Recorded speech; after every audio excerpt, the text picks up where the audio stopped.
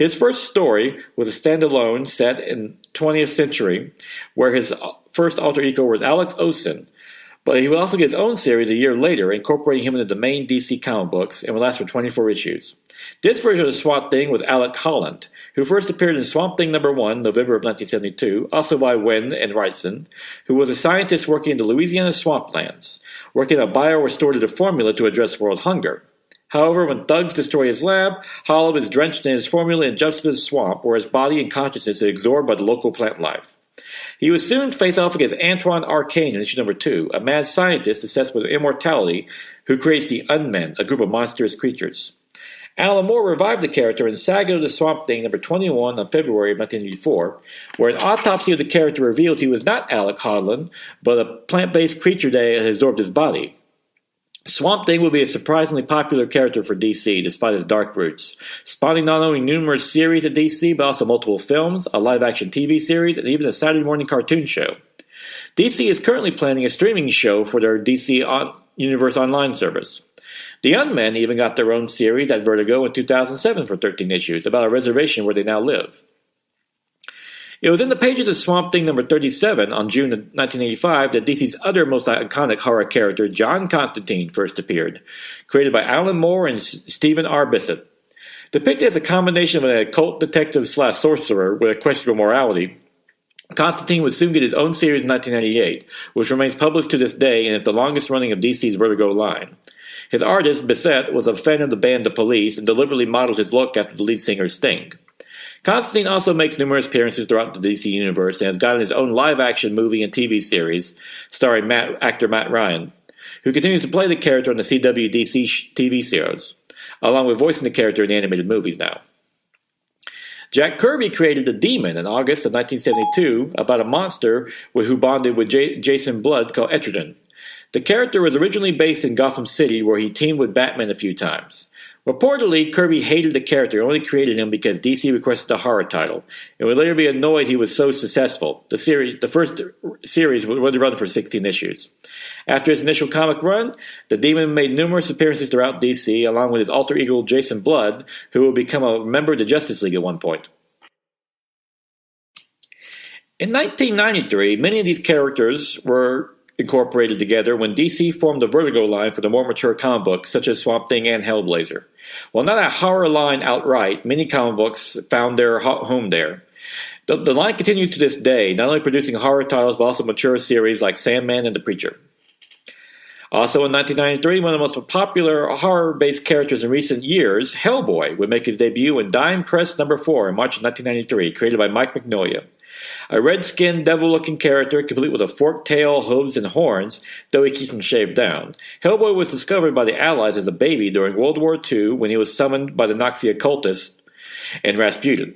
His true name is supposed to be Angun Onrama, which translate, and upon his brow is set a crown of flames that is meant to bring about the destruction of the world thanks to his right stone hand, called the Right Hand of Doom. However, he is instead raised by Professor Trevor Brudenholm and recruited into the Bureau of Paranormal Research and Defense, BPRD, to fight the supernatural. Hellboy will make regular appearances throughout various comics and his own, leading to several spin-off series for a supporting cast as well, such as Abe Sapien. The character has grown to be one of the most popular third-party heroes in recent memory, spawning several movies, animated films, and guest appearances in other media like video games, most notably as a DLC character in the Injustice 2 fighting game. A new live-action film is set to be released in April of 2019. Mike Mignola did the work on all the films, along with Blade 2 with Guillermo del Toro, who directed the 2004 and 2008 live-action movies of Hellboy. Before Hellboy, Mignola also did art for the comic book adaptation of the 1992 film Bram Stoker's Dracula, with Roy Thomas providing the writing. IDW did a 2018 collection of the series, as today is considered an underrated horror gem. Due to the success of the revived Ghost Rider comic book in the 1990s, Marvel decided to create an entire superhero line called the Midnight Suns based around horror characters, who all first appeared in Ghost Rider #28 on August of 1992, featuring members like Hellstorm, Morbius, Werewolf by Night, and Doctor Strange. Many of the members got their own comics, with Morbius in September of 1992, The Night Stalkers, which consisted of Blade, Frank Drake, and Hannibal King in November of 1992, with the purpose of fighting Lilith, the mother of all demons, who also first appeared in Ghost Rider #28, created by Howard Mackie and Andy Kubert. The Dark Hold, the pages from the Book of the Sin, was also introduced in October of 1982 about a group of investigators tracking a mysterious man who was leaving pages of the accursed book around the world to cause havoc. The series would even have their own Midnight Suns logo, though they wouldn't last for 2 years altogether, with various characters going their separate ways throughout the Marvel Universe, occasionally reteaming those, such as in the Marvel Zombies 3 and Marvel Zombies 4 of 2008 and 2009. Another attempt by Marvel to make a horror superhero team was Nick Fury's Howling Commandos in December of 2005, featuring characters like the Living Mummy, Grog, Zombie, and Werewolf by Night, designed as a team tasked with taking on the supernatural. It would last for 6 issues, but would later be revived in 2015 as the Howling Commandos of S.H.I.E.L.D., where it would also last for just 6 issues. However, the comic book did establish Stake, Special Threat Assessment for Known Externalities, as a subsidiary of S.H.I.E.L.D. Perhaps the most notable addition to horror comics in modern history has been The Walking Dead on October of 2003, created by Robert Kirkman and Tony Moore, which dealt with the world dealing with a zombie apocalypse. Acclaimed for its mature storytelling and how the humans end up being cooler than the zombies, the series has continued to be published to this day.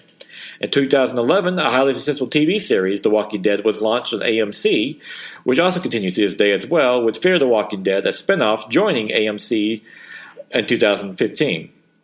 Also of note is the Walking Dead video game from Telltale Games in 2012, an episodic adventure game in which players must make difficult choices to navigate the world of The Walking Dead. And that is a rambling history of horror and comic books. Of course, it does not cover everything, but it does show that the comic book medium has always had a place for the horror genre. Like all things, human beings like to be scared, and we like it when our comics do it to us as well. My chief source for these episodes was the horror comics Fiends, Freaks, and Fantastic Creatures, 1940s and 1980s by William Scholl. A dry but still nice read about the many horror comic books featured throughout the period. Well worth picking up for anyone interested in the subject matter. Hello, and now is December 13th, 2018, time for the favorite comic book of the week. Batman number 60 by Tom King, Michael Jadan, and Georgia Fornes, which finds Batman being particularly brutal against some various members of his rogues gallery, trying to figure out if Bane really is behind the conspiracy against them, which raises the concern of Commissioner Gordon, while Alfred continues to question a captive penguin who starts to reveal even more details about the larger conspiracy. Tom King does a great job showing that Batman really is on his edge at this point and pushing many of his closest allies away, particularly Commissioner Gordon, who does not take kindly to his brutal methods, while Janine and Fornes' art is nicely balanced, particularly Fornes, who invokes, quite frankly, David Micheli's classic run on Batman Year One.